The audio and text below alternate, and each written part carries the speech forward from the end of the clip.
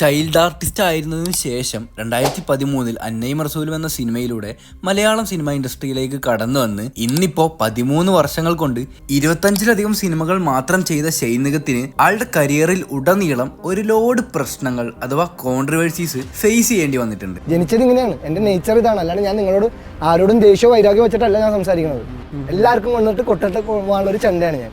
ഈ കോൺട്രവേഴ്സീസ് കാരണം തന്നെ ഇങ്ങേർക്ക് ഫാൻസിന്റെ അത്ര തന്നെ ഹെയ്റ്റേഴ്സും ഉണ്ടായിരുന്നു. Depression star, drug addict, unprofessional actor, അങ്ങനെ കുറെ പേരുകൾ അദ്ദേഹത്തിന് കിട്ടിയിട്ടുണ്ടായിരുന്നു. പക്ഷേ നല്ലൊരു ടാലന്റഡ് പെർഫോമർ ആയിട്ട് കൂടി അത്യാവശ്യം നല്ല റിവ്യൂസ് കിട്ടിയ ഈ അടുത്തിറങ്ങിയ ഷെയ്നിന്റെ ബൾട്ടി എന്ന സിനിമ ജസ്റ്റ് ഒരു ഏവറേജ് സക്സസേ നേടിയുള്ളൂ. ഓൾസോ ഇതുവരെ OTT റിലീസ് പോലും ഉണ്ടായിട്ടില്ല. ബട്ട് വൈ സിനിമ കിട്ടൂല, അഴുക്കച്ചെറുക്കൻ തന്തേക്കാൾ മോശം. ഈ ഫേമസ് മീം ഡയലോഗ് ഇയാള് ഷെയ്നിനെ കുറിച്ച് പറഞ്ഞതാണ്. അപ്പോ നമുക്ക് ഇന്ന് ഈ വീഡിയോയിലൂടെ ഷെയ്നിന് കരിയറിൽ ഉണ്ടായ ഉയർച്ചകളും താഴ്ചകളും ഡീറ്റെയിൽ ആയിട്ട് നോക്കാം. സോ എപ്പോഴത്തെയും പോലെ നിങ്ങളുടെ ഫേവറേറ്റ് ഷെയ്ൻ നിഗം മൂവി അത് ഏതാണെന്ന് കമന്റ് ചെയ്തേക്ക്. അപ്പോ ലെറ്റ് സ്റ്റാർട്ട്. മോസ്റ്റ്ലി എല്ലാവർക്കും അറിയുന്നതാവും, ഇനി അറിയാത്തവർക്കായിട്ട് ഞാൻ പറയാം. ഷെയ്ൻ നിഗം ഒരു നെപ്പോ കിഡ് ആണ്. ഷെയ്നിന്റെ ഉപ്പ കലാഭവൻ അബിയാണ്. നമ്മുടെ ഒമർ ലുലുവിന്റെ ഐ തിങ്ക് ഫസ്റ്റ് മൂവിയായ ഹാപ്പി വെഡിങ്ങിലെ ഈ പോലീസ് ഓഫീസറുടെ റോളില്ലേ അതൊക്കെ ചെയ്തത് അദ്ദേഹമാണ്. അൺഫോർച്ചുനേറ്റ്ലി 2017 കലാഭവൻ അബി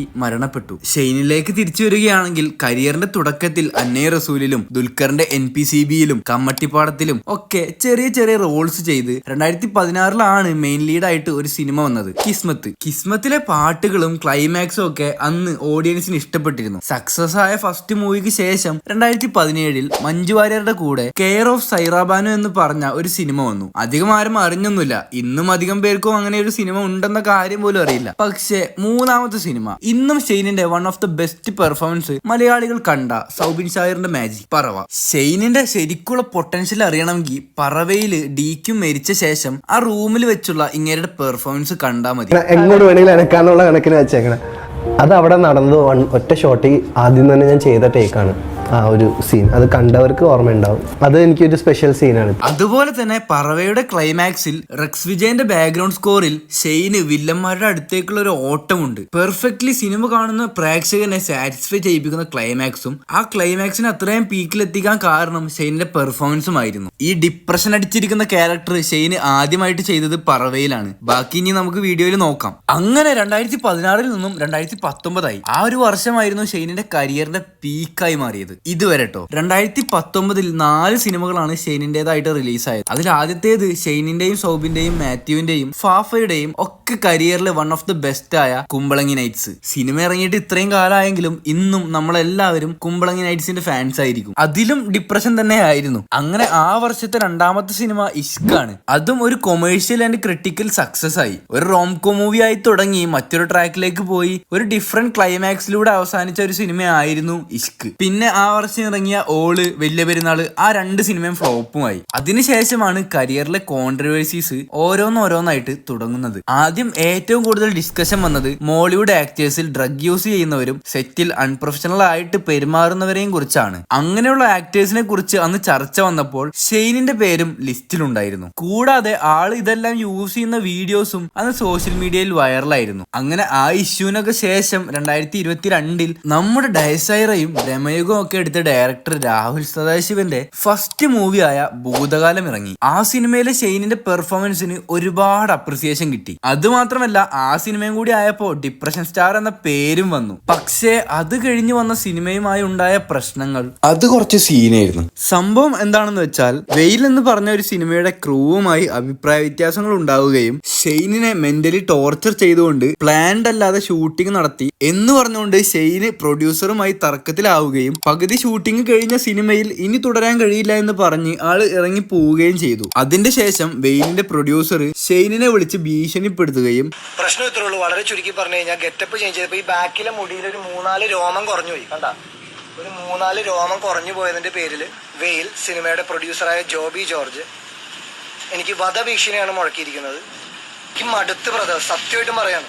ആ ഒരു കാര്യത്തിൽ ആകെ ട്രിഗറായിട്ട് സിനിമക്ക് ബാക്കി ഷൂട്ട് ചെയ്യാനായിട്ട് വേണ്ടിയിരുന്ന ഷെയ്നിന്റെ മുടി ആള് മുഴുവനുമായിട്ട് മുറിച്ചു മാറ്റി അത് പോസ്റ്റ് ഇട്ടിട്ട് പ്രതിഷേധിക്കുകയും ചെയ്തു. അത് പിന്നീട് വലിയൊരു പ്രശ്നമൊക്കെ ആയി. ഷെയ്നെ എല്ലാ സിനിമകളിൽ നിന്നും വിലക്കി, പ്രൊഡ്യൂസേഴ്സ് അസോസിയേഷനൊക്കെ കൂടിയിട്ട് എന്തൊക്കെയാ തീരുമാനമൊക്കെ എടുത്ത് അങ്ങനെ കുറെ സീനായിരുന്നു അന്ന്. പക്ഷെ അവസാനം അതിലൊക്കെ തീരുമാനം ഉണ്ടായിട്ട് പിന്നീട് ഇവർ ഷൂട്ടിംഗ് ഒക്കെ റീസ്റ്റാർട്ട് ചെയ്ത് അത് തീർത്തിട്ട് 2022 വെയിൽ എന്ന സിനിമ പുറത്തിറങ്ങി. പക്ഷേ സിനിമ നല്ല ആവറേജ് ആയിരുന്നു. അത് മാത്രമല്ല ആ ഒരു പ്രശ്നത്തിന് ശേഷം പിന്നീട് ഷെയ്നിന്റെ കരിയറിന്റെ ഡൗൺഫോളും തുടങ്ങി. പിന്നെ ഇറങ്ങിയ ഉല്ലാസം ഫ്ലോപ്പായി, കൊറോണ പേപ്പേഴ്സ് ഇറങ്ങി അതും ഫ്ലോപ്പായി, വേല ഇറങ്ങി നല്ല റിവ്യൂസ് വന്നിട്ടും അതും ഫ്ലോപ്പായി. ഇപ്പോഴും വേലയൊന്നും OTT-യിൽ കൂടി വന്നിട്ടില്ല. അങ്ങനെ ഇരിക്കെയാണ് ഷെയ്നിന്റെ ഏറ്റവും കളക്ഷൻ കിട്ടിയ സിനിമ 2023 ഇറങ്ങുന്നത്. ഷെയ്നിന്റെ മാത്രം സിനിമയല്ല, പെപ്പയും നീരജും ഒരുമിച്ച് വന്ന RDX-ലെ ഷെയ്നിന്റെ പെർഫോമൻസ് എല്ലാവരും എടുത്തു പറഞ്ഞതാണ്. ഡിപ്രഷൻ അഭിനയം മാത്രമല്ല, ആക്ഷനും റൊമാൻസും ഒക്കെ ആൾക്ക് അറിയാമെന്നും ഷെയ്ന് RDX-ലൂടെ തെളിയിച്ചു.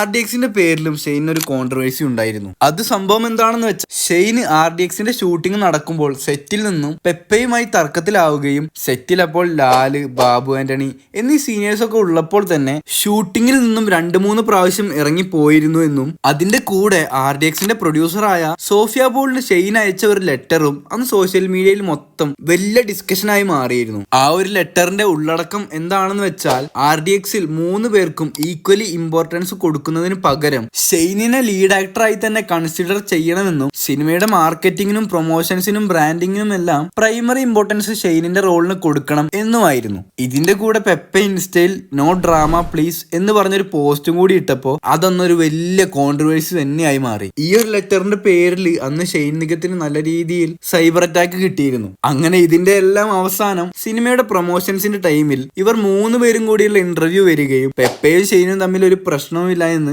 അവര് തന്നെ പറയുകയും ചെയ്തു. ഞങ്ങൾ പ്രത്യക്ഷത്തിൽ ഞങ്ങൾ ഒരുമിച്ച് ഇതേവരെ ഒരു കോൺഫ്ലിക്റ്റ് ഉണ്ടായിട്ടില്ല. ഇതെല്ലാം ഷെയ്ൻ നിഗത്തിനെ ഒതുക്കാൻ വേണ്ടി ആരൊക്കെയോ ചെയ്തു കൂട്ടുന്നതാണ് എന്നതായിരുന്നു അന്നത്തെ കുറെ പേരുടെ തിയറീസ്. ദെൻ മറ്റൊരു കോൺട്രവേഴ്സി ആയിരുന്നു ഇത്. ഒരു മഹി അല്ല ഉണ്ണിമൂന്ന് ഫാൻസ് ഇന്ത്യ ഉംഫി ലിറ്റിൽ ഹാർട്സ് സിനിമയുടെ പ്രൊമോഷന്റെ ഇന്റർവ്യൂവിൽ അങ്ങനെ പറഞ്ഞ് അത് പിന്നീട് വലിയൊരു ചർച്ചാ വിഷയമായി. ദെൻ ഷെയ്ന് തന്നെ അതിന് പബ്ലിക്കായിട്ട് വന്ന് മാപ്പും പറഞ്ഞു. ഉണ്ണിച്ചേട്ടനും അല്ലെങ്കിൽ ഉണ്ണിച്ചേട്ടൻ്റെ ഫാൻസിനും അങ്ങനെ ഒരു ഹേർട്ട് സംഭവിച്ചിട്ടുണ്ടെങ്കിൽ ഞാനത് പരസ്യമായിട്ട് മാപ്പ് ചോദിക്കാം. ഇങ്ങനത്തെ കോൺട്രവേഴ്സീസ് ഒക്കെ കുറെ വന്നത് കൊണ്ടാവും അദ്ദേഹത്തിന് ഇപ്പോഴും മലയാളത്തിൽ ഒരു പ്രോപ്പർ ഫൗണ്ടേഷൻ ഇല്ലാതെ പോയത്. ഷെയ്ൻ നിഗത്തിന് നല്ല സിനിമകൾ ഇറങ്ങിയാലും അതിന് അർഹിച്ച വിജയം ലഭിക്കാതെ പോവാറുണ്ട്. അതിനുദാഹരണമാണ് വേലയും ബൾട്ടിയും ലിറ്റിൽ ഹാർട്സും ഒക്കെ. അങ്ങനെ ഇപ്പൊ റീസെന്റ് അവസാനമായിട്ട് ഇറങ്ങിയ ഷെയ്നിന്റെ സിനിമ ഹാലും ഫ്ലോപ്പായി മാറി. ഇനി ഷെയ്നിന് കരിയറിൽ വേണ്ടത് ഒരു ബ്രേക്ക് ത്രൂ ആണ്, ഒരു കംബാക്ക് മൂവ്മെന്റ്. അതിപ്പോ ലീഡ് ആക്ടറായി തന്നെ വേണമെന്നില്ല.